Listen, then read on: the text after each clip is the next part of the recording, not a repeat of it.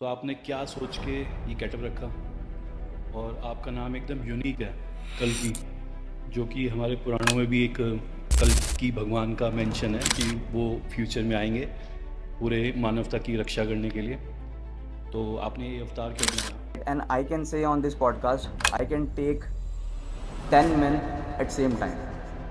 Yes, मैं इस podcast में बोल रहा हूँ और 10 लोगों को मैं एक साथ ले सकता हूँ। पॉडकास्ट में तो मैं नहीं बोलूँगा कि उस टाइम पे क्या हुआ था, but might be CCTV footage कहीं ना कहीं है। तो उसमें आपको कुछ नुकसान तो नहीं हुआ बॉडी को? यस, मेरे अटायर में या मेरी बाइक पे थोड़ा नुकसान हुआ था, बट 2 या 3 शॉट्स में like I was having CO2 gun at that time. CO2 gun basically आप सेल्फ डिफेंस के लिए यूज़ कर सकते हैं, but at the time of real self defence. जय हिंद एवरीवन, मैं हूँ विक्रांत बोरा, रेनबो रियल टॉक 001 और जस्मी स्टूडियो की तरफ से। आज हमारे पास एकदम डिफरेंट शख्सियत आ रही है, जो कि कॉस्प्ले फिटनेस आइकॉन है इंडिया के फर्स्ट, जो अभी तक ऐसा किसी ने कुछ करके नहीं दिखाया। एकदम डिफरेंट शख्सियत है और उनका रूप एकदम अलग है। आपने कल्कि के बारे में सुना होगा, इनका नाम भी कल्कि है और ये काम कुछ कल्कि की तरह कर रहे हैं। तो आज आपको मैं मिलवाऊंगा कल्कि से। हेलो कल्कि, how are you? Hi sir, I am really fine. अच्छा, आपका गेटअप बिल्कुल औरों से अलग है। ऐसा गेटअप हमने हिंदुस्तान में कभी किसी का देखा नहीं है। अगर देखा है तो कुछ विदेशी बॉडी बिल्डर्स या इन्फ्लुएंसर्स होते हैं, उन्हीं का देखा है। तो आपने क्या सोच के ये गेटअप रखा? और आपका नाम एकदम यूनिक है, कल्कि, जो कि हमारे पुराणों में भी एक कल्कि भगवान का मेंशन है कि वो फ्यूचर में आएंगे पूरे मानवता की रक्षा करने के लिए। तो आपने ये अवतार क्यों अपनाया? बेसिकली देखो सर, फिटनेस में तो मैं बहुत पहले से ही हूँ, and I M an engineer turn fitness influencer बोल लो, या फिर इन फिटनेस के अंदर मेरा वर्क बाद में स्टार्ट हुआ है, बट पैशन पहले से ही था। जी। अब फिटनेस के अंदर इन्फ्लुएंसर्स तो बहुत सारे हैं, राइट। और कोचेज़, ठीक है, बड़े बड़े हैं। कोचेज़ हो गए, ट्रेनर्स हो गए। जो वीडियोस उस टाइम पे अगर मैं बताऊं तो नॉर्मली 2-3 ही बड़े इन्फ्लुएंसर्स होते थे, जैसे कि आपका गुरुमान हो गए। राइट। इनको ही हम लोग देख रहे हैं। जी। तो मैंने भी एक नॉर्मल बनाया था अपना फ़िटनेस का चैनल यूट्यूब पर। देन उसको कैरी फॉरवर्ड मैंने किया काफ़ी टाइम तक। देन अब मेरे को था कि भाई मेरे को कुछ अब अलग करना पड़ेगा, बिकॉज़ बहुत सारे इन्फ्लुएंसर्स इस टाइम पे मार्केट में हैं। हम्म। बहुत सारे ऐसे हैं जो एजुकेटेड हैं, बहुत सारे ऐसे जो अनएजुकेटेड हैं, सिर्फ एक अपनी बॉडी या फिज़ीक या लुक्स के ऊपर वो चैनल बना रहे हैं। राइट, अब मेरे को ये था कि अब मेरे को ना कुछ अलग करना पड़ेगा हम्म। जो अभी तक आया नहीं है। राइट। तो बस ये एक रात की बात है जब मेरे दिमाग में चला था कि कुछ अलग करना है जो अभी तक आया नहीं है। और ये जो लाइन थी ना, जो अभी तक आया नहीं है, हम्म। इसी लाइन ने मेरे को वर्ड दिया था कल की। अच्छा। हाँ, क्योंकि मेरे को दिमाग में यही आया कि जो अभी आया नहीं है अवतार, वो राइट। तो कल की ही है। बहुत सोचने वाली बात है ये। हाँ, तो मेरा कल की जो था, ये मेरा डिसाइडेड था कि मेरे को एक करेक्टर बनाना है हम्म। इंडिया में, क्योंकि मूवीज़ में भी अगर आप देख रहे हो तो सारे करेक्टर्स बाहर के ही हैं जिनको हम फॉलो कर रहे हैं। राइट। स्पाइडरमैन, सुपरमैन, किसी को हम बोल भी देते हैं कि भाई जी। सुपरमैन आ गया, जी। बेंच अच्छी मार रहा है, सुपरमैन है। हाँ, बिल्कुल राइट। ठीक। तो मेरे को ना एक करेक्टर बनाना था सबसे पहले। राइट। अब उस करेक्टर को मैं एज अ फिटनेस में लेकर के जाता, या पब्लिक रिएक्शंस में, या किस में ले एज अ रैपर लेकर के जाता, ये मैंने डिसाइड नहीं किया था। सो ये नाम जो कल की है, येट टू कम, जो आने वाला है, उस पे डिसाइड हुआ था, उस पे मेरे माइंड में क्लिक हुआ था कि कल की मैं नाम रखूँगा, कैरेक्टर बनाऊँगा, और उसकी एक परफेक्ट कॉस्ट्यूम होगी जो थोड़ी सी एडवांस टाइप रहेगी। अब हमारे जितने भी पुराण में भगवान हैं, सबके पास वेपन्स होते हैं। बिल्कुल। हाँ, तो अब मेरे को ये था कि मेरे को अपने कॉस्ट्यूम में वेपन्स ऐड करने हैं हम्म। जो थोड़े एडवांस होंगे, मॉडर्न वेपन्स रहेंगे। बिल्कुल। तो मॉडर्न को मैंने एंशियंट से थोड़ा सा कंबाइन किया, एंड देन मैंने एक करेक्टर बनाया जिसका नाम कल्कि रखा। जब आपने ये रखा तो आपकी फैमिली का क्या रिएक्शन था? देखो सर, ये ना एक चीज़ मैं आपको बताता हूँ कि देखो, एक तो होता है कि हमारे दोस्तों का रिएक्शन। तो मेरे को इस आइडेंटिटी को, जो मेरी रियल फेस है, उसको मेरे को रखना था एकदम हिडन। मेरे को ये था कि मैं जो रियल मेरा फेस है वो मेरा हिडन रहेगा। ओके। लोग मेरे को मेरे नाम से नहीं, मेरे को इस करेक्टर कल्कि से जाने, तो पहला तो ये डिसाइडेड था। तो अब मेरे को इसमें ये था कि जो मेरे फैमिली मेम्बर्स हैं उसमें भी सिर्फ mother father sister, that's it. बस इन्हें मालूम रहे कि मैं एक करेक्टर हूँ कल की। बाकी मेरा एक, बस एक कोई दोस्त हो जो मेरा बेस्ट फ्रेंड हो, जो मेरे को इस करेक्टर के लिए जस्ट हेल्प करे, राइट। बस उसे मालूम हो, बाकी किसी को भी मालूम ना हो। तो अब दोस्त का रिएक्शन तो नॉर्मल ही रहेगा because he is also working with me in this character, helping with me.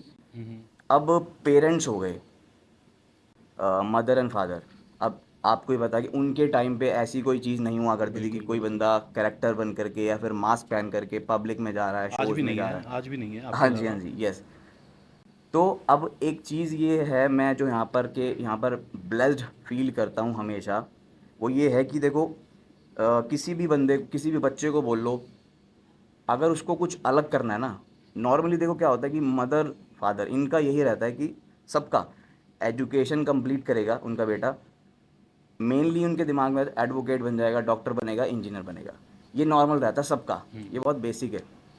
अब अगर हम उनको कुछ ऐसा आइडिया हम उनको अगर बताएं या कुछ क्रिएटिविटी से रिलेटेड बताएं कि हमको ये करना है, तो बहुत सारे मैंने देखा है इंडिया में खासकर, मैं बोल सकता हूँ 90% उनको अपने फादर को पहले ना, फादर को मदर को पहले कन्विंस करना पड़ता है, बहुत सारी एनर्जी उनकी उसमें वेस्ट होती है।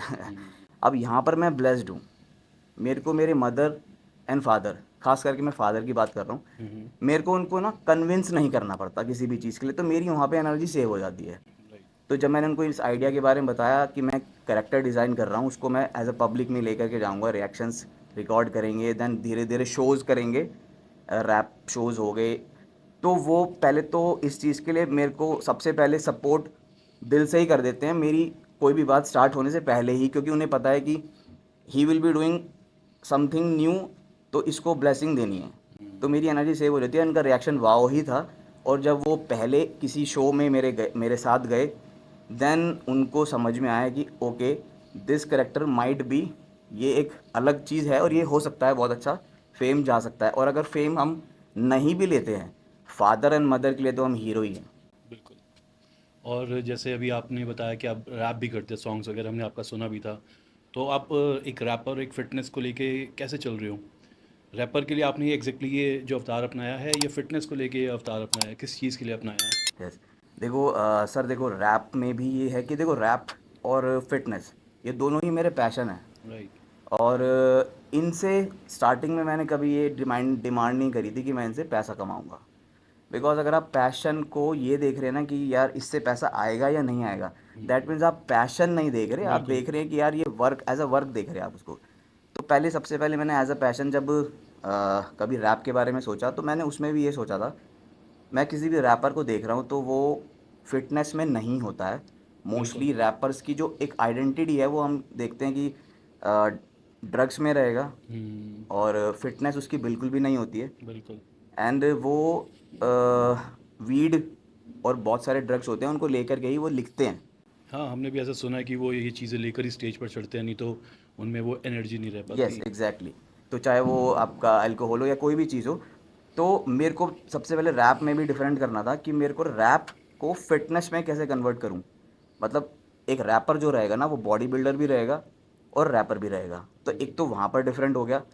अब इसमें फिटनेस ये भी मेरा पैशन था, तो इसलिए रैपर एंड फिटनेस फ्रीक, इन दोनों को कंबाइन करने पे एक कल की करेक्टर बनेगा।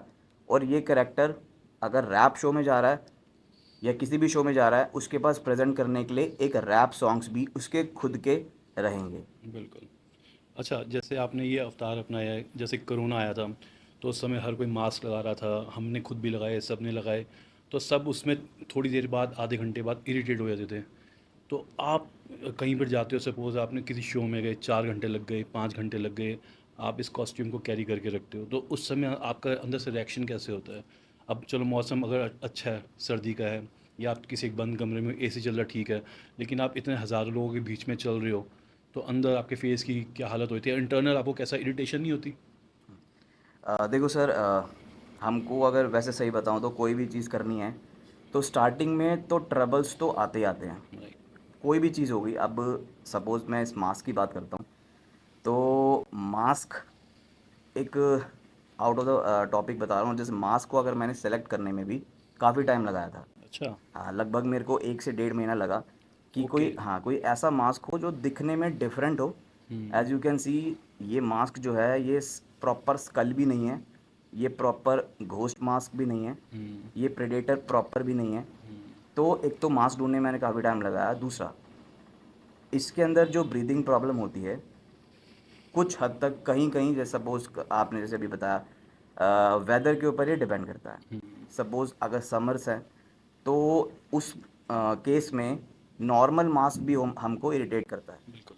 है ना। तो अब इस मास्क के अंदर बस एक पॉजिटिव एनर्जी ये है कि जब मैं लोगों को देखता हूँ कि वो मेरी एनर्जी को ग्रैस्प कर रहे हैं और मेरी एनर्जी को मैच करने के लिए वो एक्साइट होते हैं, तो उस एनर्जी उस मेरे ऑरा को पकड़ रहे हैं, तभी वो एक्साइट हो रहे हैं। और उनके एक्साइटमेंट से ही मेरे को एनर्जी मिल जाती है। तो मैं कभी भी इस मास्क की जो ब्रीदिंग प्रॉब्लम है उसको हमेशा नेगलेक्ट कर देता हूँ और उस एनर्जी को पकड़ लेता हूँ कि मेरे को चाहे 3 घंटे वहाँ पे रुकना हो, चाहे 5 घंटे रुकना हो इन इन एनी शो। तो उसी वजह से होता है, वो पब्लिक रिएक्शंस जो है ना उनके, उससे मेरे को एनर्जी मिल जाती है। हाँ, जैसे हम भी कई शोज़ में जाते हैं, बॉडी बिल्डर हो या कोई मूवी स्टार हो, कई 20 25 50 लोगों ने उनसे फ़ोटो खिंचवाई, तो उसके बाद वो थोड़ा इरिटेट होना शुरू हो जाते हैं। तो आप भी वैसे इरिटेट होते हो, लेकिन आप तो उसे छुपा सकते हो, आपके हाँ। फेस पे मास्क है। यस, तो ये एक, हम कह सकते हैं ये जो मास्क है ये हमारे को इस पर्पस को भी सॉल्व करने में हेल्प कर देता है। क्योंकि राइट। अब आपको भी पता है, एक कोई भी इंसान होगा, उसके चेहरे पे खुशी हो सकती है, सैडनेस हो सकती है, एंगर हो सकता है, इरिटेशन हो सकती है। बट ये मास्क जो है, इसका एक्सप्रेशन जो है वो कांस्टेंट है। हाँ। यस, तो मास्क का जो एक्सप्रेशन है वो कांस्टेंट है। इसको सिर्फ और सिर्फ एनर्जी में ही रहना है।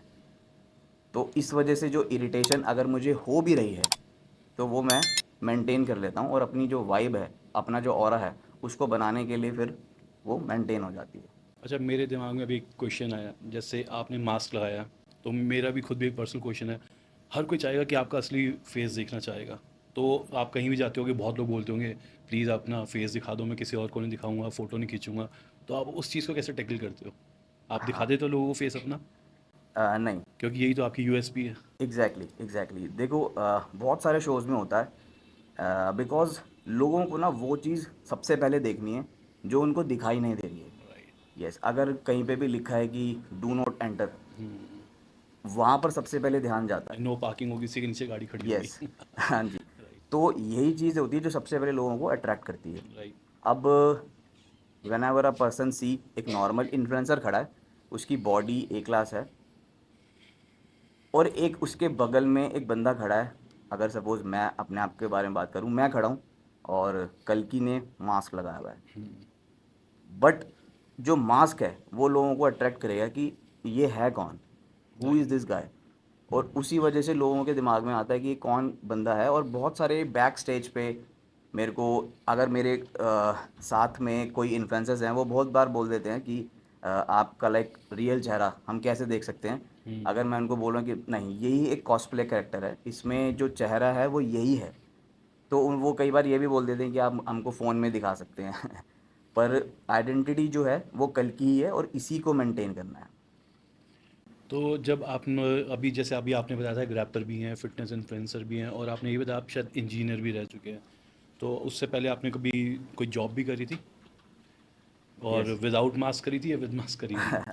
देखिए, जैसे ही मेरे 4 इयर्स कंप्लीट हुए, ग्रेजुएट मैं हुआ, तो मैंने जॉब की है as an engineer, electrical engineer मैंने जॉब की है 3 इयर्स। बट जो पैशन था ना वो मेरा प्लान ए ही था, और प्लान फिटनेस। बी मेरा कभी बना ही नहीं। मेरा राइट। जो प्लान ए, मतलब जो मेरा पैशन है फिटनेस, रूट इज़ फिटनेस, ये करेक्टर भी फिटनेस से ही आया है। राइट। हाँ, तो जो रूट्स है, जो फिटनेस है, वो मेरा पैशन जो है हमेशा से प्लान ए रहा है। और उसी वजह से मैंने सेकंड ईयर से ही डिसाइड किया हुआ था मेरे को फिटनेस में ही जाना है। और जब मैं जॉब भी कर रहा था तो बहुत सारे लोग बोलते थे कि अभी इसके बाद कोई और कोर्स अगर तुम करोगे तो बेटर रहेगा। तो मैं उनसे पूछता था कि लाइक कोई और कोर्स करना क्यों है। तो वो कहते थे कि भाई अगर तेरे को फिटनेस में जाना है, अपने पैशन को फॉलो करना चाह रहा है, बट एक बैकअप प्लान होना चाहिए, प्लान बी कोई सोचा है। तो सच बताऊँ तो अगर आपका पैशन अगर आपका प्लान ए है और उसके रहते हुए आप प्लान बी सोच रहे हैं, दैट मीन्स आपका जो पैशन है ना वो 100% नहीं है। राइट। आप इनसिक्योर हैं अपने पैशन को लेकर के, यानी कि कॉन्फिडेंस में कहीं ना कहीं कमी है। तो मैंने प्लान बी सही में कभी सोचा ही नहीं। मेरे को प्लान ए पे ही जाना था, और जो 3 साल मैंने जॉब भी की है वो मैंने इसलिए नहीं की है कि मैं अपने पैशन से भटक रहा हूँ। वो मैंने इसलिए की थी, मेरे को फ़ंड चाहिए था कि मैं 3 ईयर्स में 4 ईयर्स में कुछ फ़ंड इकट्ठा कर सकूँ, सो दैट मैं अपना पैशन जो है कैरी फॉरवर्ड करूँ। तो प्लान ए ही रहा है हमेशा से, और प्लान ए ही आगे रहेगा। अब plan A is a route fitness, उसके जो ब्रांचेज हैं वो अलग अलग हो सकते हैं। जैसे आप किसी ब्रांड के साथ जुड़ सकते हो, यस, अपना कुछ एकेडमी खोल सकते हो, फ्यूचर में बहुत सारी चीज़ें हैं। Yes, exactly. अच्छा, सो आप मुझे जैसे हाँ। एक टोन बिल्कुल नज़र आ रहे हो, तो हम्म, आप पूरे साल ऐसे ही हमेशा टोन रहते हो, या कभी अपना मसल मास बढ़ाते हो, या कभी वेट लॉस करते हो, कुछ ऐसा भी आप करते हो जैसे प्रोफेशनल बॉडी बिल्डर्स करते हैं? मतलब यस। एग्जैक्टली मेरे क्वेश्चन ये है हम्म, कि आपके लिए बॉडी बिल्डिंग ज़्यादा इंपॉर्टेंट है या फिटनेस? क्योंकि अभी आप मुझे बिल्कुल फिट नज़र आ रहे हो, तो लोग ये भी जानना चाहेंगे कि आप अपना और साइज़ बढ़ाओगे या बढ़ाना चाहते हो या नहीं चाहते हो। सी देखिए, वैसे तो देखो, जो वर्क डिसाइड करे, सपोज़ अगर मैं किसी न्यूट्रिशन ब्रांड से जुड़ता हूँ, हम्म, तो वहाँ पर जो है मेरे को एक्सपेक्ट करेंगे वो लोग कि मैं उनके सप्लीमेंट ब्रांड को अगर प्रमोट कर रहा हूँ, तो थोड़ा सा मास जो है, मसल मसल मास। मास जो है वो और बिल्ड हो। यस, तो वो एक्सपेक्टेशंस है। बट अगर मैं अपना पर्सनल बताता हूँ तो basically I am also a boxer. ओ मैं वाह, बॉक्सर भी रह चुका हूँ, बहुत बढ़िया। एंड 9 to 10 ईयर्स पहले नेशनल्स मैंने 2 बार खेला है। एक गोल्ड था नेशनल में, और एक अच्छा। बार, हाँ जी, एक बार ब्रॉन्ज था। 10 to 11 ईयर्स पहले की बात कर रहा हूँ। तो जो बॉक्सिंग है वो मार्शल आर्ट से मैंने स्टार्ट करी थी। अब अभी करंट की अगर मैं बात करता हूँ, तो मेरे को बॉडी बिल्डिंग और मार्शल आर्ट्स दोनों को लेकर के चलना है। और जो कल की जो करेक्टर है ना, ये बेसिकली सिर्फ़ और सिर्फ डंबल्स उठाए इसके लिए नहीं बना है। ये बेसिकली आपको कॉम्बैट स्पोर्ट्स हो गए, आपके एमएमए जिसको हम बोलते हैं, बॉक्सिंग म्यू थाई बोलते हैं, टाइक्वांडो हो गया, किक बॉक्सिंग हो गई, ये सारी चीज़ों को लेकर के हमें चलना है। तो अगर मैं बहुत ज़्यादा मसल मास इंक्रीज़ करता हूँ अपने आर्म्स में या शोल्डर्स में या चेस्ट में, तो मार्शल आर्ट्स में कहीं ना कहीं लैक होगा। राइट। यस, तो वो उसमें प्रॉब्लम क्रिएट करेगा। तो मेरे को एक फिट बॉडी लेकर के चलनी पड़ेगी, एथलेटिक बॉडी लेकर के चलनी पड़ेगी, सो दैट मैं अपनी स्पीड को भी मेंटेन कर सकूं, एंड मसल को भी मेंटेन कर सकूं, और फ्लेक्सिबिलिटी को भी मेंटेन कर सकूं। तो दैट्स द रीज़न, अगर मैं ओवर बल्की होता हूं तो मेरे को स्पीड में हमेशा प्रॉब्लम दिक्कत का आएगी। सामना करना पड़ेगा, बॉक्सिंग में या फिर ड्रिल्स में। That's why. अच्छा, जैसे अभी आपका अवतार एकदम अलग है, तो इसमें आपको कुछ लोग नेगेटिव कमेंट्स भी करते हैं, यस, या कुछ समटाइम्स। ऐसा कोई बोलता है कि किसी को कॉपी कर रहे हैं, या ये क्या डिफरेंट सा बना हुआ है, या कैसे कोई भूत बना हुआ है, या कोई और गलत वर्ड भी यूज़ करते होंगे कुछ ना कुछ। यस, होता है। देखो, अगर मैं सही बताऊं तो अगर किसी भी चीज़ को सिर्फ और सिर्फ लव ही मिल रहा है या फिर अप्रिसिएशन ही मिल रहा है, तो मैं हमेशा से ही, मैं मेरे को लगा, फील भी हुआ है पर्सनली, ऐसा नहीं कि सिर्फ बुक्स में, ये मेरे को पर्सनली भी फील हुआ है कि सिर्फ और सिर्फ अगर लव ही मिले, अगर हम फैमिली की बात करते हैं, फैमिली में हमको सिर्फ लव मिलेगा, हम कुछ भी करेंगे क्रिएटिव, हमको सिर्फ और सिर्फ अप्रिसिएशन ही मिलने वाला है। वहाँ पर ना हम कंफर्ट जोन में आ जाते हैं बहुत ज़्यादा। और अगर हमको हेट मिला है बाहर, कमेंट्स में मिल गया या फिर पब्लिक में कहीं हेट मिल गया या फिर नेगेटिव कमेंट्स मिल गए, बस वही एक चीज़ है जो कंफर्ट जोन को ब्रेक करती है और हमको मोटिवेट करती है कि भाई, इसने ये नेगेटिव कमेंट अगर किया है, सपोज़ किसी ने बॉडी पे कर दिया या फिर कॉस्ट्यूम पे कर दिया, तो हमको एक मोटिव मिल जाता है कि हम इस चीज़ को ठीक कर सकते हैं। बिल्कुल। यस, बट अगर कोई कमेंट सिर्फ और सिर्फ नेगेटिव ही है विदाउट एनी पर्पस, तो जाहिर सी बात है वो सिर्फ रिफ्लेक्ट ही होता है मेरे से, वो मेरे पास आता ही नहीं है, वो रिफ्लेक्ट ही मैं करता हूँ हमेशा। बिल्कुल बिल्कुल। मतलब अपने आप को मेंटली आपने इस चीज़ के लिए स्ट्रॉन्ग कर लिया। Yes, exactly. अच्छा, कभी आपके पास ऐसा भी होता है, कोई आपके पास आता है किसी शो में, या आपको किसी का डीएम आता है कि भाई मुझे भी कल्कि की तरह बनना है, कोई आपसे टिप्स मांगते हैं इस चीज़ के लिए? क्योंकि आपका लुक एकदम अलग है, थोड़ा सा नहीं, एकदम ही अलग है। हर किसी इन्फ्लुएंसर, हर किसी फिटनेस बॉडी बिल्डर, जितने भी लोग होते हैं फील्ड में, एकदम डिफरेंट है। तो काफ़ी लोग ऐसा अंदर से सोच रहे होंगे कि हम भी कल्कि की तरह बने? हो सकता है फ्यूचर में भी ऐसे बहुत लोग आने की तैयारी कर रहे हो, कुछ हाँ, है आपको देखो लगता है? पॉसिबिलिटीज़ हमेशा बनती हैं। हुँ, अगर आप अभी के टाइम पे करंटली अगर कोई भी बंदा गूगल पे सर्च करता है India's first cosplay fitness icon, तो यहाँ पे राइट, फिटनेस आइकॉन अगर मेंशन करता है तो कल्कि का ही नाम आएगा अगर वो बहुत गूगल पे सर्च करता बहुत बढ़िया। है। यस, तो इंडियाज़ फर्स्ट तो कल्कि ही रहेगा। एंड इसमें घमंड नहीं है, बट ये है कि इंडियाज़ ये फर्स्ट में, शुरुआत आपने करी है। ये शुरुआत मैंने करी है तो इंडियाज़ फर्स्ट में कल्कि ही रहने वाला है। अब पॉसिबिलिटी हमेशा रहती है कि कॉपी जो है आएगा ही आएगा। एंड मैं वेट भी कर रहा हूँ कि मेरा कोई कॉपी आए या हुँ, मेरे से मोटिवेट होकर के इंस्पायर होकर के कोई नहीं कोई करेक्टर आए। पर्सनली आपके पास आता है ये बोलने की मुझे आपके जैसा अवतार अपनाना है, कोई ऐसे भी आपको बोलता है? यस, बहुत सारे डीएम्स आते हैं अच्छा, जिन पे कई बार ऐसा भी होता है कि मेरे को लोग मास्क के लिए भी बोल रहे होते हैं कि आपने हुँ, मास्क कहाँ से परचेज़ किया है, या फिर कॉस्ट्यूम आप जो लेते हैं वो असेंबल कहाँ से होगी। या फिर एक बार मेरे को एक बहुत इंटरेस्टिंग डीएम आया था जिसमें देखो कॉस्ट्यूम कहाँ से ली, मास्क कहाँ से लिया, ये सब चीज़ें ये एक बहुत नॉर्मल है, बेसिक ही है। ये बहुत कॉमन है। हुँ, एक इंटरेस्टिंग डीएम आया था मेरे पास and the person is saying he wants to be a villain. अच्छा, यस, तो he said come to my state, south India I guess कोई केरला था, come to my state and we will have a fight in the ring and जो जीतेगा वो असली इस villain. Title को लेगा। Yes, so we can say अगर हम कोई मूवी की बात करें तो हर मूवी में अगर कोई अगर सपोज स्पाइडरमैन है हाँ, तो उसके अपोजिट बहुत सारे विलन्स होते हैं। सो वो कल्कि या कोई हीरो नहीं बनना चाह रहा हुँ, था, ही वाज सेइंग कि मेरे को विलन बनना है आपके अगेंस्ट। ओके, यस, मतलब तो ये बहुत वो भी इंटरेस्ट, एक डिफरेंट ही हो गया। Exactly, so he wants to launch a character जो कल्कि के अगेंस्ट में रहे एज अ विलन। तो that was interesting for me also. And but मैं एक डेढ़ साल से वेट ही कर रहा हूँ, अभी तक तो कोई आया नहीं है। नहीं, आपको लगता नहीं कि आपको जैसे आप खुद कल की हो, लोग आपको आपसे इंस्पायर होकर आपकी तरह बनना चाहते हो, आपको नहीं लगता कि यार मुझे और कल की बनानी चाहिए? कुछ ऐसा फील आया कभी? कल्कि जो है वैसे तो एक माइंडसेट भी है, हुँ, कल्कि माइंडसेट है, एक आइडिया है। तो माइंडसेट एंड आइडिया मेरे से डिलीवर डिलीवर होकर के बहुत सारे लोग उसको एब्जॉर्ब करके कुछ नया बनाएं, कुछ क्रिएटिव बनाएं। हमेशा चाहूँगा कि इंडिया में बहुत सारी चीज़ें क्रिएटिविटी से लॉन्च हो या पैदा हो। राइट। अभी जैसे आपका पूरा नाम है कल की 3.0, यस, राइट? तो इससे नेक्स्ट कुछ और आपका प्लानिंग है? या बेस नेक्स्ट नेक्स्ट 5 इयर्स में एग्जैक्टली आपने कुछ प्लान करा है कि अगले 3 साल या 5 साल में आप खुद को कहाँ देखना चाहोगे? और आपके जो पीछे और फौज तैयार होगी कल की या कुछ होगी, तो यस, ये सबको हम कहाँ देख सकेंगे? यस, देखो बेसिकली अभी मैं कल्कि की कॉस्ट्यूम पे और वर्क कर रहा हूँ। एंड अगर मैं सही ओके, बताऊँ तो मैं आर्मर पे बहुत वर्क कर रहा हूँ। हाँ, यस, मैं ये भी कुछ सुना। आर्मर भी डिज़ाइन कर रहा हूँ बिकॉज एज एन इंजीनियर। तो मशीनरी, मशीन से मेरे को प्यार है हमेशा से। एंड कुछ रोबोटिक आप आर्म्स हो मतलब गए। सॉरी मैं इंटरप्ट कर यस, रहा हूँ, आप ये खुद ही अपने हाथ से कर रहे हो? यस, एग्जैक्टली, अभी जो ओके, एक मैं रोबोटिक आर्म बना रहा हूँ, वाह, आर्मर जिसको हम बोलते हैं, तो हाँ, वो मेरे आर्म्स पे अगर लगता है तो वो as a robotic armour weapon लगेगा। And I am into it, अभी मैं उसको डिज़ाइन कर रहा हूँ। सो कल की तो रहेगा ही, आइडिया तो हमेशा रहेगा, बट आइडिया और ज़्यादा एड ऑन्स होते रहेंगे कुछ ना कुछ कॉस्ट्यूम के अंदर या कोई और आइडियाज़ के अंदर, ये हमेशा ऐड ऑन्स होते रहेंगे।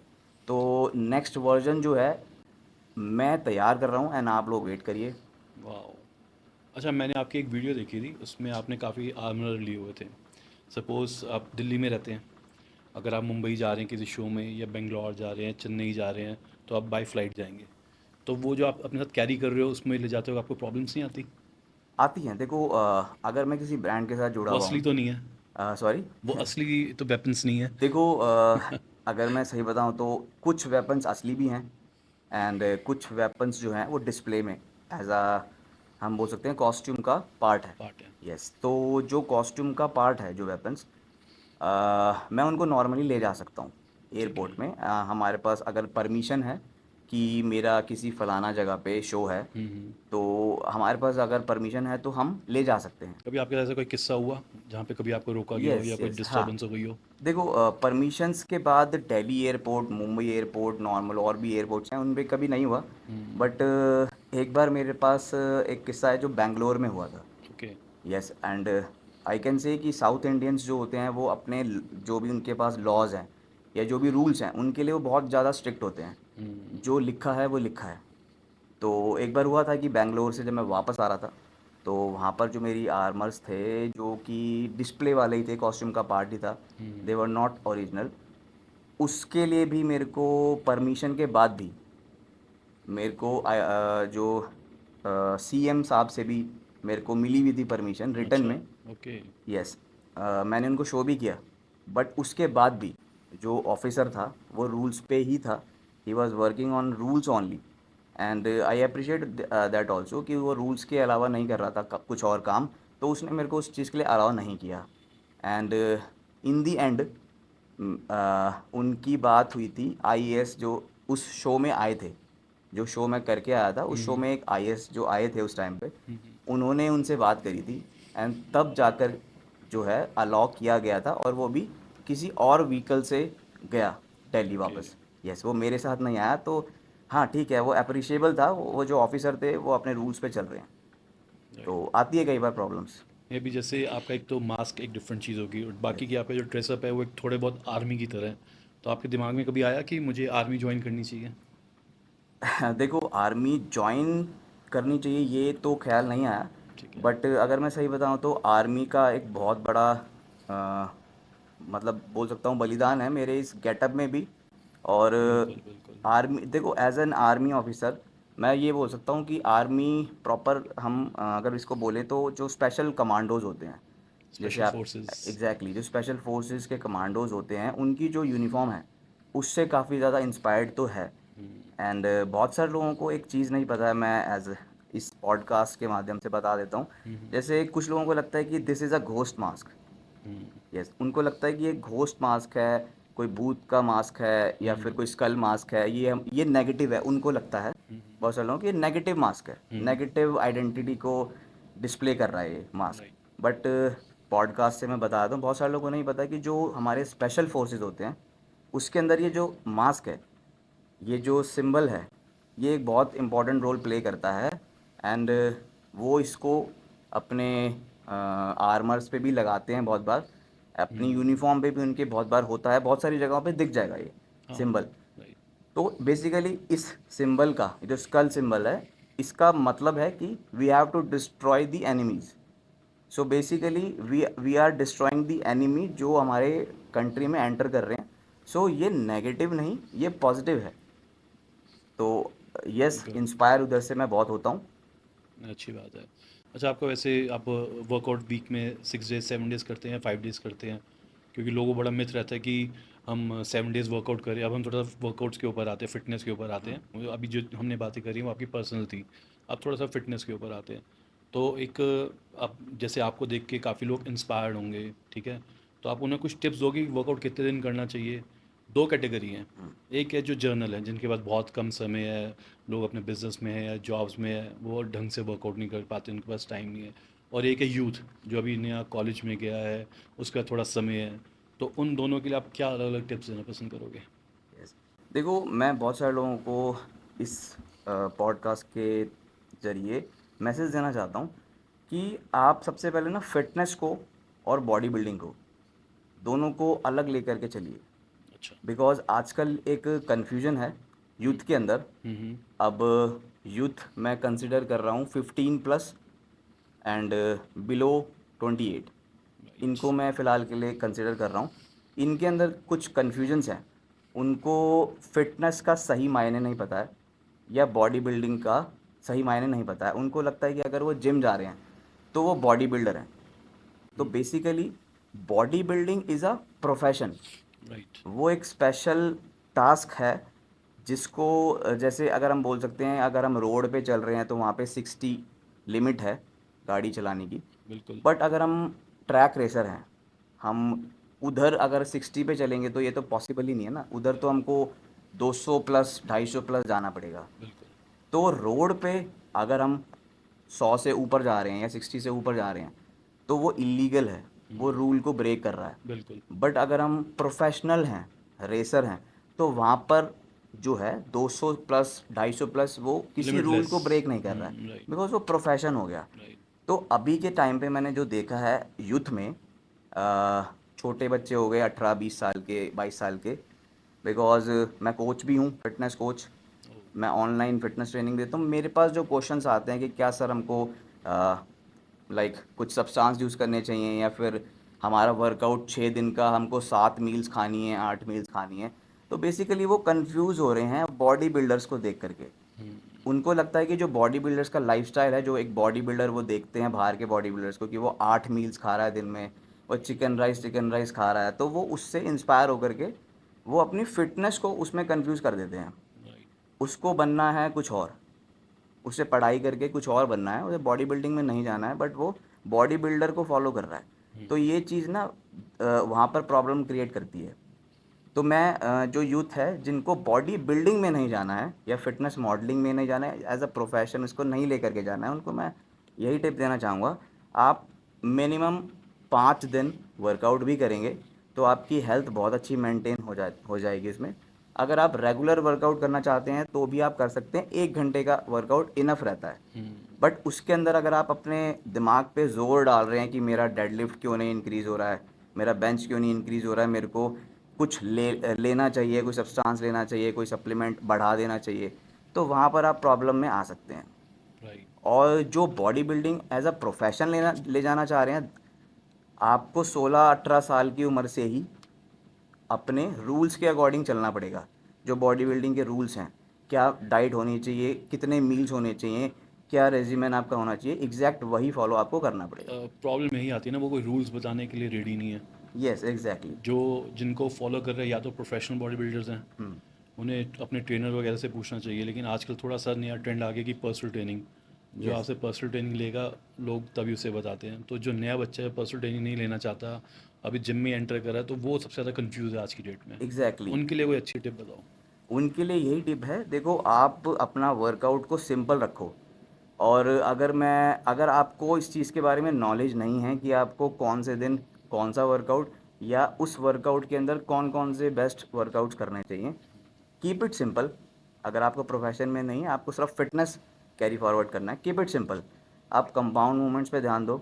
आप 5 डेज़ वर्कआउट करो, 6 डेज़ भी आप कर सकते हैं अगर आपकी डाइट अलाउ करती है या आपका शेड्यूल अलाउ करता है। आप कंपाउंड मूवमेंट्स पे ध्यान दो, जैसे कि आपके स्क्वाट्स हो गए, डेडलिफ्ट हो गया, मिलिट्री प्रेस हो गया, बेंच प्रेस हो गया, बारबल रोज हो गए। इन पे ध्यान दो, आइसोलेशन पे इतना ध्यान मत दो, आप बाय पार्ट्स पे मत जाओ। राइट। बहुत सारे लोगों को मैंने देखा है chest day, bicep day, tricep day, shoulder day. अगर आप इस टाइप से चल रहे हैं तो मेरे को नहीं लगता कि वो सही है। अगर आप नॉर्मल हेल्थ चाहते हैं, आप नॉर्मल कंपाउंड मूवमेंट्स कर सकते हैं। आइसोलेशन मूवमेंट्स पे आप 1-2 वर्कआउट्स हर डे, एक दो वर्कआउट्स कर सकते हैं। तो ये फिटनेस टिप है। एंड डाइट की अगर मैं बात करूँ, घर का खाना आप खा सकते हो, घर का खाना खाओ। कैलोरीज, स्ट्रेस मत डालो उस पर कि मेरी इतनी कैलोरीज पूरी नहीं हुई है, मेरी इतना प्रोटीन पूरा नहीं हुआ है। आप उसको नॉर्मल रखो, आप काउंट करो, क्योंकि आज के टाइम पे नॉलेज इज़ एवरीथिंग। हर बंदा चाहता है कि मैं कैलकुलेट करूँ, मैं साइंटिफिक तरीके से चलूँ। आप कैलकुलेट कर लो उसको, बट उस पर स्ट्रेस मत डालो। कुछ लोग कहते हैं कि ऑनलाइन सप्लीमेंट नहीं लेना चाहिए, अपने आसपास की कोई शॉप है वहाँ से लेना चाहिए। ऑनलाइन असली आ जाएगा, नकली आ जाएगा, आपको पता नहीं लगेगा। कुछ ऐसा भी है कि ऑनलाइन में कुछ डुप्लीकेसी है और शॉप्स में नहीं है, या शॉप्स में है ऑनलाइन में नहीं है? कुछ इसके लिए आप अपना कोई व्यू दोगे? यस, इसके लिए मैं आपको देखो, अगर मैं बात करूँ, मेरे को भी फिटनेस लाइन में 11-12 साल हो चुके हैं। अगर मैं अपने कॉलेज के फर्स्ट ईयर की बात करूँ तो मैं कहीं नॉर्मल किसी शॉप से सपोज़ सामान परचेज़ कर रहा हूँ, या फिर कोई वेबसाइट से परचेज़ कर रहा हूँ। मेरे को भी नहीं पता होता था कि कौन सा मेरे पास ओरिजिनल आ रहा है, कौन सा डुप्लीकेट आ रहा है। तो इसके लिए मैंने एक बेस्ट सॉल्यूशन जो निकाला, देखो ऑनलाइन पे तो मैं ट्रस्ट नहीं कर सकता था उस टाइम पे। ऑनलाइन वेबसाइट से अगर मैं मंगवा रहा हूँ, मैं आज से 10 या 11 साल पहले की बात कर रहा हूँ, तो उस टाइम पे तो मैं ऑनलाइन पे ट्रस्ट बिल्कुल भी नहीं कर सकता था। अब रही बात शॉप्स की, तो अगर कोई सप्लीमेंट की शॉप है, जो मेरे नोन में नहीं है। तो माइट बी अ चांस कि मेरे को उधर से भी डुप्लीकेट माल मिल जाए, उसके डिस्प्ले में ओरिजिनल रखा हो बट जो वो मुझे हैंड ओवर करे वो डुप्लीकेट हो। तो मैंने इसके लिए अपना पर्सनल बता रहा हूँ, पर्सनल मैंने इसका ये तरीका निकाला था कि जो मेरे पास फार्मेसी की शॉप्स थी, केमिस्ट की शॉप्स थी, मैं उनसे ले रहा था उस टाइम पे। यस, तो मेरे को एटलीस्ट 90% फेथ था कि ये फार्मेसी की शॉप से अगर मैं परचेज़ कर रहा हूँ तो वो ओरिजिनल है। फ़िलहाल करंट की अगर मैं बात करूँ तो अभी तो दुनिया भर की शॉप्स भी हैं, दुनिया भर की ऑनलाइन वेबसाइट्स भी हैं। तो मैं यही बोलूँगा, जो ऑनलाइन वेबसाइट्स सर्टिफाइड हैं और आप उस पर ट्रस्ट कर सकते हैं, आप अच्छे से डिटेल में स्टडी करिए गूगल पे, और वो उन सप्लीमेंट्स को आप उन वेबसाइट से मंगा सकते हैं। बट उसमें एक और फैक्ट है, उसमें एक और प्रॉब्लम आ सकती है कि बीच का जो गैप है, जब कोई डिलीवरी बॉय आपके पास लेकर के आ रहा है या जहाँ से सप्लाई हो रही है वहाँ पर चेंज अगर हो रहा है तो माइट भी वो डुप्लीकेट आ जाए। अब आप अपने नज़दीकी स्टोर पे जाओ, वहाँ पर अगर कोई डीलर है, कोई बंदा है जो आपको जान गया है, जानता है, अगर आपके पास ख़राब सप्लीमेंट आया तो एटलीस्ट आप उसके पास वापस जा सकते हैं कि भाई ये जो कोई है प्रॉब्लम है तो प्रॉब्लम में है। बट अगर आप ऑनलाइन ले रहे हैं तो आप, मुझे नहीं लगता कि आप उसको चेंज भी कर पाएंगे। बिल्कुल। अच्छा, एक चीज़ और है, आजकल बहुत ज़्यादा ट्रेंड आ गया स्टेरॉइड्स का, सब्सटेंस का। तो आप उसे रिकमेंड तो करोगे कि नहीं करोगे, या किसे लेना चाहिए किसे नहीं लेना चाहिए? आजकल जो नया यूथ है, हर किसी को ना जल्दी है। अब आप रील्स भी देखते हो, 30 सेकेंड्स की होती हैं, लोग उंगली से फटाफट फटा करते हैं, तो वही उनको चाहिए बॉडी फटाफट फटाफट बन जाए। कैसे बने? तो स्टेरॉइड्स का क्या रोल है? देखो, स्टेरॉइड्स जो है, सबसे पहले हम ये समझ लें कि स्टेरॉइड्स मेडिसिन्स को भी बोलते हैं हम, कॉर्टिस्टेरॉइड्स जिसको हम राइट, बोलते राइट। हैं। तो अगर कोई डॉक्टर रिकमेंड कर रहा है हमको कोई मेडिसिन, तो हम बिना जाने उसको खा लेते हैं। बिल्कुल। बट अगर कोई कोच या ट्रेनर है, वो किसी को स्टेरॉइड रिकमेंड कर रहा है, तो सबसे पहले हमको लगता है यार ये कुछ गलत तो नहीं दे रहा। अगर स्टेरॉइड भी नकली निकला तो हमारे को तो दो नुकसान हो गए। बिल्कुल। एक तो डुप्लीकेट, ऊपर से स्टेरॉइड, डबल हमको नुकसान है। तो सबसे पहले मैं लोगों को यही बताना चाहूँगा कि सबसे पहले आप ना ये डिसाइड कर लो कि आपको करना क्या है। आपको गर्ल्स को या फिर लोगों को इम्प्रेस करने के लिए बॉडी बनानी है, या फिर आपको स्टेज पे चढ़ने के लिए बॉडी बनानी है। अगर आपको सिर्फ और सिर्फ इम्प्रेस करने के लिए या किसी पार्टी को अटेंड करने के लिए, किसी वैकेशंस को अटेंड करने के लिए बॉडी बनानी है और आप स्टेरॉइड्स के बारे में सोच रहे हैं, डोंट एवर थिंक। मैं कभी सजेस्ट नहीं करूँगा, आप उनसे दूर जितना रह सकते हैं रहिए। अगर आप स्टेज पे चढ़ना चाहते हैं, इंडिया को रिप्रेजेंट करना चाहते हैं, जाहिर सी बात है आपको सब्सटेंसेस कुछ डालना पड़ेगा। लेने ही पड़ेंगे। जो एनहांसिंग ड्रग्स होते हैं वो लेने ही पड़ेंगे। तो अब सेकंड चीज़, ले कहाँ से, कितना लें, किससे लें, खुद से पढ़ करके कभी मत लें। अच्छा।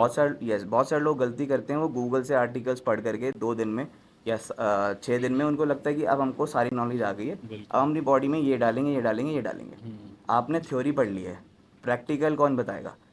तो अगर कोई कोच है, आप इतना तो जान ही पाएंगे। आजकल के टाइम में किसी के बारे में भी नॉलेज निकालना कोई बड़ी बात नहीं होती है। बिल्कुल। आप किसी भी कोच के बारे में नॉलेज निकाल सकते हैं। आप अपना कोच सेलेक्ट करिए जिसने पढ़ाई भी की है और प्रैक्टिकल भी किया है, राइट। और उसको एक्सपीरियंस भी काफ़ी 10-15 साल का है।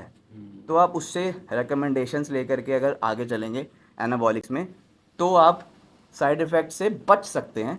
मैं कभी भी ये नहीं कहूँगा कि उनके साइड इफ़ेक्ट्स आपको ज़ीरो हो जाएगा, आपको साइड इफ़ेक्ट्स होंगे। बट ये जो साइड इफ़ेक्ट्स हैं, ये सेक्रीफाइसेस में ही काउंट होंगे अगर आप स्टेज पे जा रहे हैं, इंडिया को रिप्रेजेंट कर रहे हैं। सो यही एक आंसर है कि आपको करना क्या है, आपका गोल क्या है, उस पर आप डिपेंड करेंगे कि आपको एनाबॉलिक्स लेने की ज़रूरत है या नहीं है। और एक और फैक्ट मैं बता दूं इस पॉडकास्ट से, बहुत सारे लोगों को लगता है कि हम तो नेटी हैं, मतलब हम नेचुरल हैं, हमने आज तक कोई स्टेरॉयड नहीं लिया है।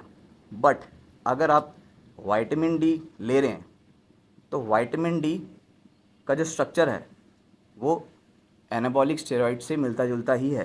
अच्छा। So technically and scientifically vitamin D is also an anabolic steroid, जो आपकी बॉडी में दूसरे सेल्स को सिंथेसाइज करने का काम करता है, उनके फंक्शंस को इम्प्रूव करने का काम करता है, सेल ग्रोथ में वो हेल्प करता है। टेस्टोस्टेरोन को भी सपोर्ट करता है बहुत। Yes, exactly. So if you are thinking you are natural but you are taking vitamin D, you are not natural.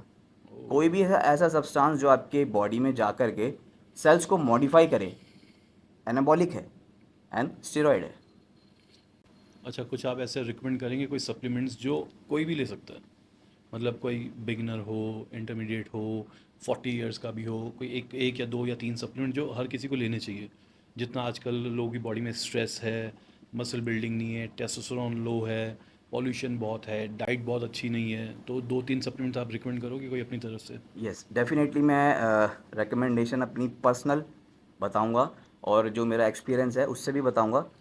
और अगर अगर आप कोई भी सपोज़ 20 22 25 साल का कोई लड़का इस पॉडकास्ट को देख रहा है और अपने पेरेंट्स के साथ बैठ करके देख रहा है, तो सबसे पहले मैं पेरेंट्स को एड्रेस करना चाहूँगा कि हमने हमेशा से सुना है कि पेरेंट्स हमें बोलते हैं कि सप्लीमेंट्स मत खाओ, दूध दही मक्खन पनीर इन सब से बॉडी बन जाती है, हमारे ज़माने में बना करती थी। राइट। ठीक है, दूध दही मक्खन से बॉडी 100% आपकी बन सकती है, स्ट्रेंथ वाइज स्ट्रेंथ आपकी इम्प्रूव हो सकती है। But there is a fact, उस टाइम पे जो दूध दही मक्खन है और इस टाइम का जो दूध दही मक्खन है क्वालिटी उसमें बहुत फ़र्क है। यस ज़मीन आसमान का फ़र्क है।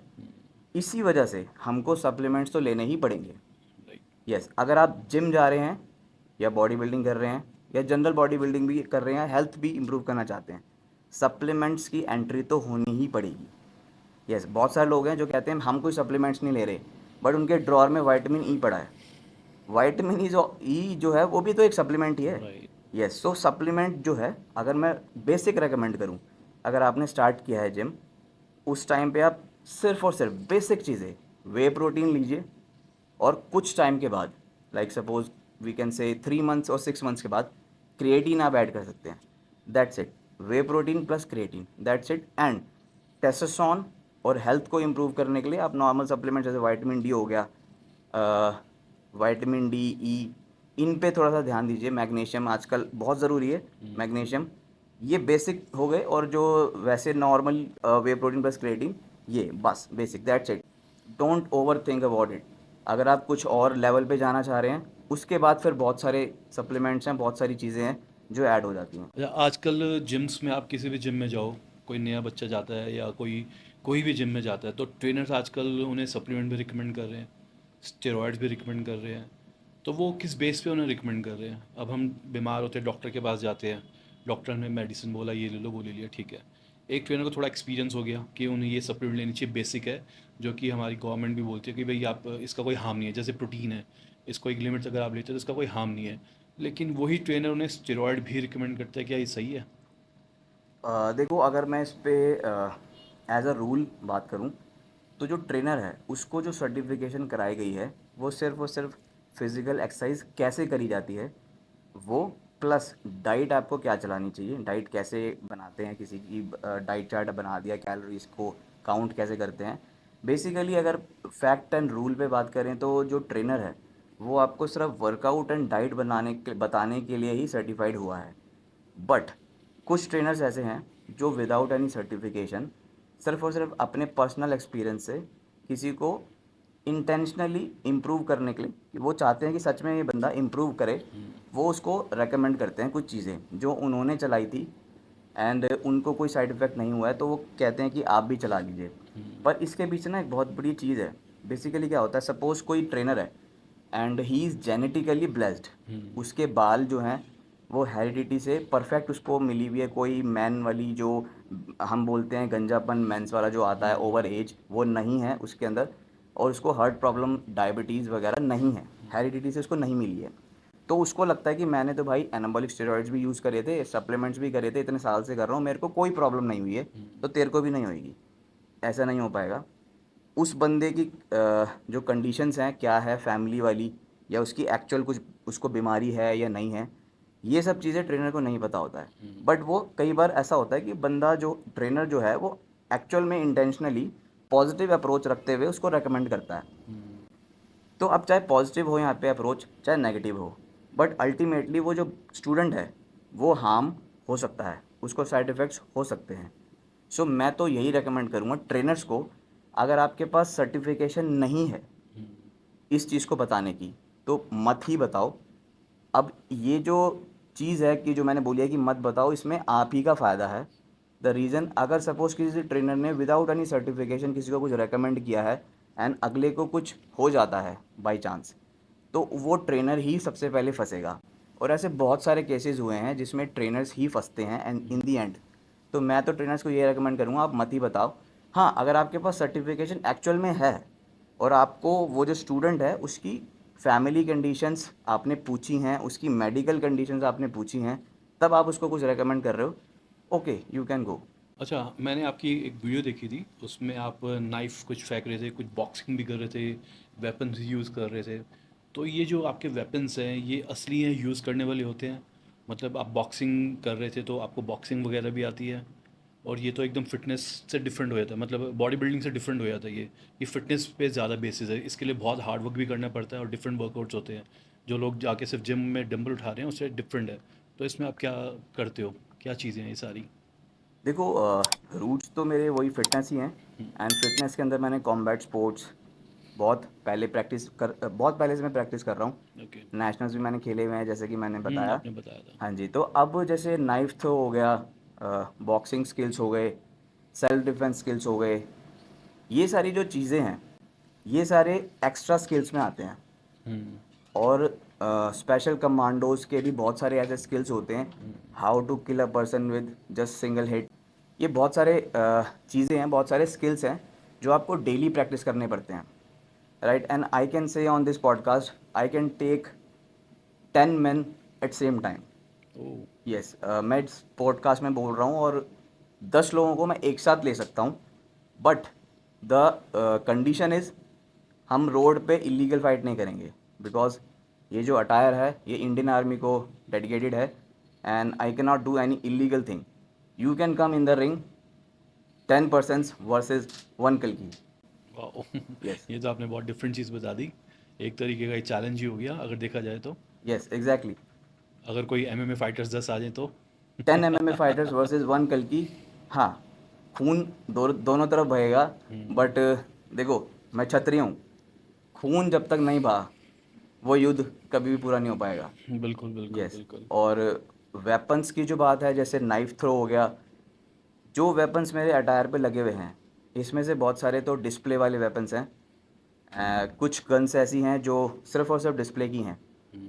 बट अगर मैं किसी को बोलूँ कि मेरे सारे वेपन्स जितने भी अटायर में दिख रहे हैं वो राइट। सारे हटा दे, still I am having many weapons. Oh. Yes, some are hidden. Right. Yes, हाल ही में लाइक कुछ टाइम स्पेशल पे, फोर्सेस। यस, कुछ टाइम पहले एक बार मेरे पर अटैक भी हुआ था। अच्छा। यस। थोड़ा उसके बारे में बताएं, क्यों, यस, कैसे? वो एक ये था कि जैसे मैं बाइक राइड कर रहा हूँ इन दी किसी mask. In the mask, yes, okay. For the public reactions and like I am having an action camera on the bike and I was recording public reactions and bike ride कर रहा हूँ। और उस time पे वो एक कोई village की रोड पे मैं गया था and I was standing there recording या फिर चेकिंग माय फ़ोन। उस टाइम पे कुछ लोग थे, लड़के थे, जिन्होंने मेरे अटायर को देख करके, ऑब्वियसली बात है इम्पैक्ट तो पड़ेगा ही, वो मेरे पास आए थे and they were like fighting with me इस अटायर को लेकर के कि ये अटायर यहाँ नहीं चलेगा ऐसे करके। बिकॉज दे डोंट नो मी, उनको ये नहीं पता था कि ये जो अटायर है ये जो कल की है, because I guess they were not aware about social media और जो भी कैरेक्टर है इसके बारे में अवेयर नहीं थे। दे वर जस्ट लाइक मेरे से लाइक, हम अगर रॉ में बोलूँ, भिड़ना चाह रहे थे। ओके। हाँ, उस टाइम पे ये था कि आगे थे 6 बंदे और मैं अकेला था एंड जो मेरे वेपन्स थे वो अगर एक दो उन्होंने निकाल भी लिए थे झटके से, but I was having some hidden weapons also and podcast में तो मैं नहीं बोलूँगा कि उस टाइम पे क्या हुआ था, but might be CCTV footage कहीं ना कहीं है वो एंड कहीं ना कहीं सोशल मीडिया पे वो सीसीटीवी फुटेज है। ओके। यस। तो उसमें आपको कुछ नुकसान तो नहीं हुआ बॉडी पे? यस, मेरे अटायर में या मेरी बाइक पे थोड़ा नुकसान हुआ था, ओके। बट 2 या 3 शॉट्स में like I was having CO2 gun at that time. CO2 gun basically आप सेल्फ डिफेंस के लिए यूज़ कर सकते हैं, but at the time of real self defence. Hmm. अच्छा, अब इस पॉडकास्ट के बाद लोग बहुत चाहेंगे, आपसे मिलना चाहेंगे पॉडकास्ट के बाद। तो अभी आपकी कहीं नेक्स्ट विजिट्स हैं, थोड़ा अपनी विजिट्स के बारे में लोगों को बताएंगे ताकि लोग आपसे फेस टू फेस मिल सकें। यस, सो देखो अभी बड़े इवेंट्स आ रहे हैं। Many big events are coming this year and 2025 के ईयर एंड में नवंबर एंड दिसंबर दोनों में big events are coming. And Sheru Classic Mumbai नवंबर में सबसे पहले जो होने वाला है ISFF, उसमें मेरी विज़िट है एज अ गेस्ट। एंड जो मेरे से मिलना चाहते हैं वहाँ पे ज़रूर मिल सकते हैं। एंड उसके बाद दिसंबर में एक बहुत बड़ा इवेंट होने वाला है रेनबो क्लासिक के नाम से, और उसमें भी उन्होंने इन्फ्लुएंसर्स को ये अपॉर्चुनिटी भी दी है कि वो लोगों से या व्यूअर्स से बात कर सकें डायरेक्टली। तो right. Yes, so viewers can ask questions about anything, और जो इन्फ्लुएंसर्स है वो उनसे डायरेक्टली बात कर पाएंगे। राइट। यस, तो मैं उसमें भी जाने वाला हूँ, उसमें भी मुझे इनवाइट किया गया 13 एंड 14 दिसंबर है। दिल्ली। यस मतलब लोग आपको फॉलो करना शुरू कर दें आपके अपकमिंग शोज़ के बारे में, उसमें आपको डिटेल्स लोगों को मिलती रहेंगी। Yes exactly. एंड आपका कोई भी पर्सनल सवाल होगा, मैं व्यूअर्स को बोलना चाहूँगा, अगर आपका कोई भी पर्सनल लोगों के सवाल पास आपके लिए बहुत सारे सवाल है होंगे। Yes, so they can ask me directly in the show. So उसके लिए आपको शो में तो आना ही पड़ेगा। चलो कल की को बहुत बड़ा थैंक यू है यहाँ पर आने के लिए। रेनबो रियल टॉक 0021 और जेसबी स्टूडियो दोनों की तरफ से आपको थैंक यू है और वेल विशेज़ हैं आपके फ्यूचर अपकमिंग हर चीज़ के लिए। और हम जल्दी ही चाहेंगे दोबारा आपसे मिलें, थोड़ी जब तक आप थोड़ा सा और अपने आप को बड़ा कर लें, बॉडी वाइज भी, रुतबे वाइज भी और फॉलोअर्स वाइज भी। तो हम जल्दी आपसे दोबारा मिलेंगे। Thank you. Alright sir, thank you so much for inviting me, and बहुत अच्छा लगा मुझे आपसे बात करके। Same here. Thank you.